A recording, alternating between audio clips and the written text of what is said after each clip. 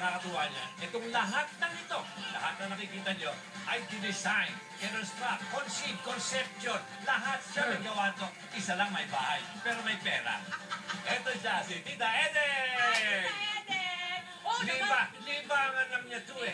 Hobby lang. Wala nang magawa. Bahaga kay Bahaga kay ganda, Tita Edeng. Grabe. Ganda ng mga ideya ninyo. Saan ang galing ito mga ideya mo dito?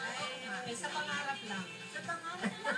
Tapos ang balita ko, ikaw lang daw nag-design ng bawat bahay. Oo nga po, ako lang ang nagde-design talaga. Kasi ayun talaga ang pangarap ko. May hilig ako sa mga halaman, may hilig ako sa mga design. At saka talagang pinagpursigihan ko talaga ng kita. Wow. Alam mo, Tita Edeng, nabalitaan ko nga, nasabi namin kanina na personal na bakasyonan lamang ito nung araw. Kaya paano siya naging resort? Hindi ko nga rin maipaliwanag sa sarili ko kasi talagang nangyari na, nandito na to. At siguro tugon ng Panginoon sa isang pangarap na talagang dapat matupad. Ngayon talagang pinagsikapan ko na maabot ko, makuha ko ang pangarap kong yon sa tulong ng Panginoon. At yung mula sa isang swimming pool, ilan na ngayon? 3 po. At ano pa yung mga amenities natin na pwedeng i-enjoy ng ating mga kapamilya? Yung 3 swimming pools, poolside, shoe house, Jack and the Beanstalk, castle, replica ng mga dinosaurs. Parang mala fairy tale. Anong naisip mo?